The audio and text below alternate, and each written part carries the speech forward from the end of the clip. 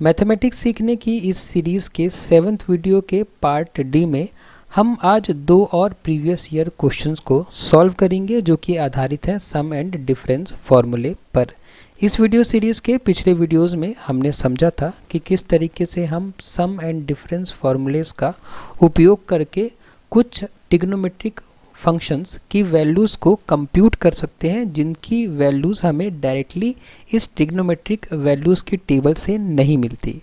ठीक है, और हमने साथ में इन सारे फॉर्मूलों को समझा भी था और याद करना भी सीखा था, और साथ ही हमने समझा था कि किस तरीके से इस टेबल को बनाया जा सकता है और किस तरीके से इस टेबल को याद रखा जा सकता है। उसके बाद हमने कुछ प्रीवियस ईयर क्वेश्चंस को सॉल्व किया है। अगर आपको ये क्वेश्चंस सॉल्यूशन के साथ चाहिए तो आप नीचे डिस्क्रिप्शन बॉक्स में लिंक दिया हुआ है, उसका उपयोग करके आप डाउनलोड कर सकते हैं इन क्वेश्चंस को उनके सॉल्यूशन के साथ और ख़ुद से भी पढ़ सकते हैं।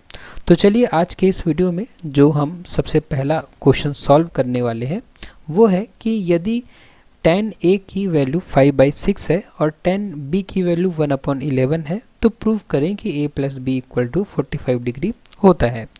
तो इस पर्टिकुलर प्रॉब्लम को सॉल्व करने के लिए जो हमें फॉर्मूला यूज़ करना पड़ेगा वो होगा tan a + b वाला। ठीक है, ये हमें क्यों यूज़ करना पड़ रहा है? ये हमें इसलिए यूज़ करना पड़ रहा है, मतलब हम कैसे जानेंगे कि ये फॉर्मूला हमें यूज़ करना है? हम ये इस तरीके से जानेंगे क्योंकि हमें tan a और tan b की वैल्यू दी गई है और इस फॉर्मूले में भी तो यही होता है, tan a + tan b upon 1 - tan a × tan b। अब आपके मन में क्वेश्चन आ सकता है कि यहाँ पे tan a - b वाला भी तो हमारे पास फॉर्मूला था, हमने tan a + b वाला फॉर्मूला ही उपयोग क्यों किया? क्योंकि हमें प्रूफ करना है कि a + b = 45 डिग्री होता। अगर हमें प्रूफ करना होता a - b का कुछ प्रूफ करना होता तब हम tan a - b वाला फॉर्मूला उपयोग करते हैं, लेकिन हमें यहाँ दिख रहा है कि हमें a + b = 45 डिग्री प्रूफ करना है, इसीलिए हमें tan a + b का फॉर्मूला उपयोग करना चाहिए। उसके बाद मैं क्या करूँगा, tan a और tan b की वैल्यू पुट करूँगा। जैसे कि हम देख सकते हैं कि tan a की वैल्यू 5/6 है और tan b की वैल्यू 1/11 है, और डिनोमिनेटर में क्या लिख देंगे हम, 1 - tan a। tan a मतलब 5/6 और tan b मतलब 1/11। अब हम इसको फर्दर सॉल्व करेंगे। हमें अगर इसे सॉल्व करना है तो हमें पहले क्या करना पड़ेगा, 6 और 11 का एलसीएम लेना पड़ेगा। जैसा कि हम जानते हैं कि अगर हम 6 और 11 का एलसीएम लेंगे तो पहली बार में ये 6 × 1 = 6 हो जाएगा, 11 वैसा ही रहेगा, और उसके बाद में हम 11 से इसको डिवाइड करेंगे तो ये 1 आएगा और ये 11 1 टाइम्स में जाएगा। मतलब हमें पता है कि इसका एलसीएम क्या आएगा, 6 × 11 मतलब 66 आएगा। अब 66 हमारा एलसीएम हो गया और हम क्या करेंगे, अब देखेंगे कि हमें इस 5 में किससे मल्टीप्लाई करना है। तो उसके लिए हमें क्या देखना है कि 6 की टेबल में 66 कितने बार में आता है। तो 6 11 जो 66 होता है, इसका मतलब हमें 5 को 11 से मल्टीप्लाई करना पड़ेगा, और 5 को जब हम 11 से मल्टीप्लाई करेंगे तो हमें क्या मिलेगा, 55। उसी तरीके से हमें देखना पड़ेगा कि 11 की टेबल में 66 कब आएगा, तो 6 टाइम्स में आएगा, और उस 6 को हम मल्टीप्लाई करेंगे इस 1 से तो हमें क्या मिल जाएगा, 6 ही मिल जाएगा। उसके बाद में हम क्या करेंगे, इस नीचे वाले डिनोमिनेटर को सॉल्व करेंगे तो हमें क्या मिल जाएगा, 5/66, क्योंकि इन दोनों के बीच में क्या है, मल्टीप्लिकेशन साइन।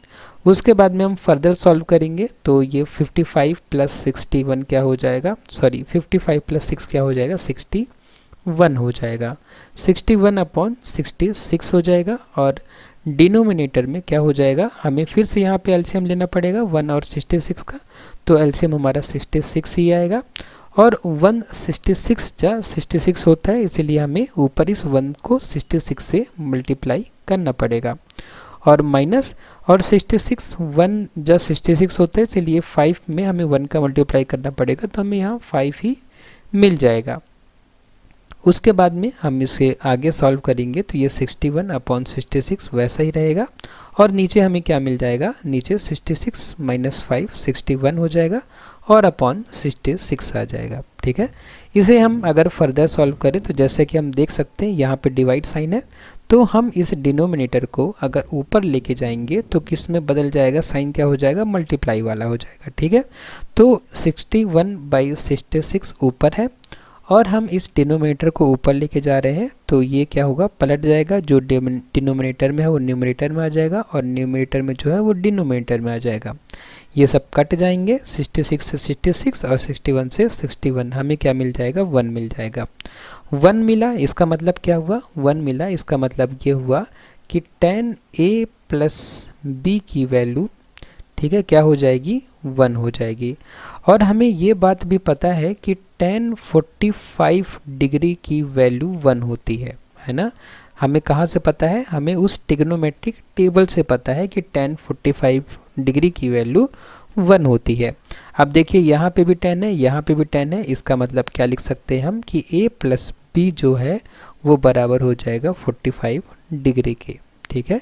हमें इस tan को कट नहीं करना है, ठीक है, कट करना लॉजिकली गलत हो जाता है, इसलिए हमें कट नहीं करना, हमें बस बता देना है कि जब हम दोनों एंड को कंपेयर करेंगे, लेफ्ट हैंड साइड और राइट हैंड साइड को कंपेयर करेंगे, तो हमें क्या मिल जाएगा, a + b जो होगा बराबर हो जाएगा 45 डिग्री के, ठीक है। इस तरीके से ये क्वेश्चन सॉल्व किया जा सकता है। 4 नंबर का क्वेश्चन है, 4 नंबर के हिसाब से काफ़ी इजी है इसका सॉल्यूशन।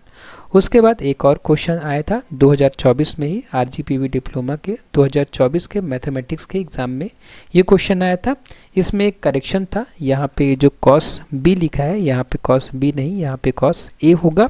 अगर आप b के साथ सॉल्व करेंगे तो आपको कभी भी आंसर नहीं मिलेगा, इसलिए ये करेक्शन था।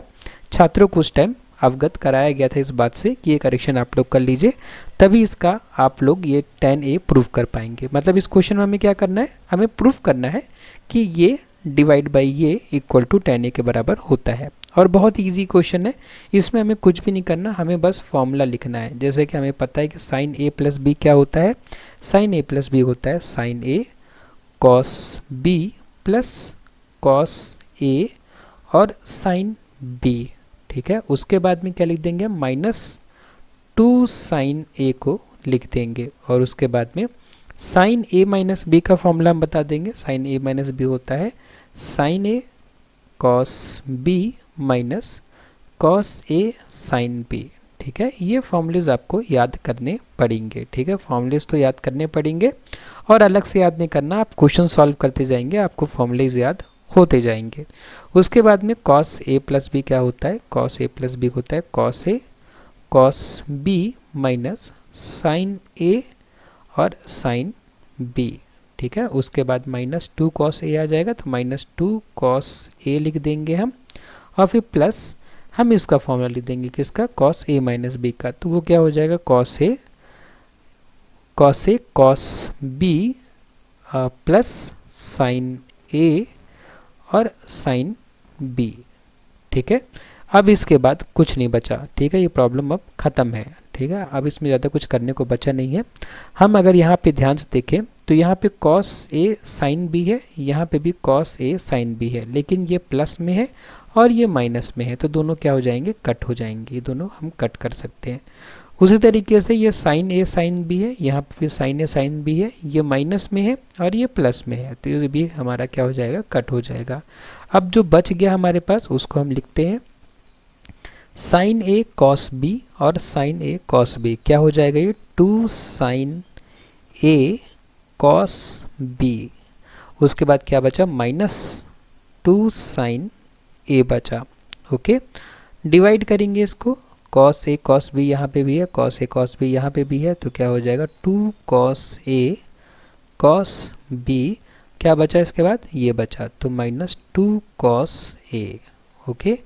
उसके बाद अब देखिए हम यहाँ पे क्या कर सकते हैं, 2 sin a और 2 sin a कॉमन आ जाएगा, 2 sin a कॉमन आ जाएगा और ब्रैकेट के अंदर हम लिख सकते हैं क्या, cos b, जो यहाँ पे बचा cos b माइनस, और यहाँ पे क्या बचा, यहाँ पे कुछ नहीं बचा, कुछ नहीं मतलब 1 बचा, और डिवाइड करेंगे इसको, हम यहाँ पे क्या कॉमन ले सकते हैं, 2 cos a कॉमन ले सकते हैं, 2 cos a, तो 2 cos a हमने कॉमन ले लिया, तो क्या बचा यहाँ पे cos b बचा और यहाँ पे क्या बचा, कुछ नहीं बचा, मतलब 1 बचा, ठीक है। उसके बाद ये और ये कैंसिल हो जाएगा और 2 भी कैंसिल हो जाएगा और बचेगा क्या, बचेगा साइन ए और कॉस ए।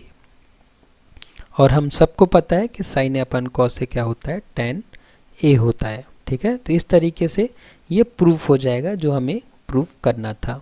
क्या प्रूफ करना था कि इसको अगर हम सॉल्व करेंगे तो ये इक्विवेलेंट होता है किसके, tan ए के। तो हमने सॉल्व किया और हमें tan ए मिल गया। ठीक है, इस तरीके से हम इस क्वेश्चन को सॉल्व कर सकते हैं। 3 नंबर का क्वेश्चन था, लेकिन 3 नंबर के हिसाब से मुश्किल से इसमें 3 स्टेप है इस क्वेश्चन में। ठीक है, तो इसी तरीके से हम क्या करेंगे, नेक्स्ट वीडियो में भी 2 क्वेश्चन सॉल्व करेंगे या 3 क्वेश्चन सॉल्व करेंगे, क्योंकि ईयर 2025 में 3 क्वेश्चंस आए थे इस टॉपिक से, जो कि हम नेक्स्ट वीडियो में सॉल्व करेंगे। तब तक के लिए अगर आपको इस नोट्स से पढ़ना है तो नीचे डिस्क्रिप्शन बॉक्स में लिंक दिया हुआ है, उसका उपयोग करके आप नोट्स डाउनलोड कर सकते हैं और नोट्स से भी पढ़ सकते हैं। और अगर आपको वीडियो उपयोगी लगा, पसंद आया, तो वीडियो को लाइक करें, शेयर करें अपने फ्रेंड्स के साथ में और सब्सक्राइब करें चैनल को। आपने वीडियो को लास्ट तक देखा उसके लिए बहुत बहुत धन्यवाद।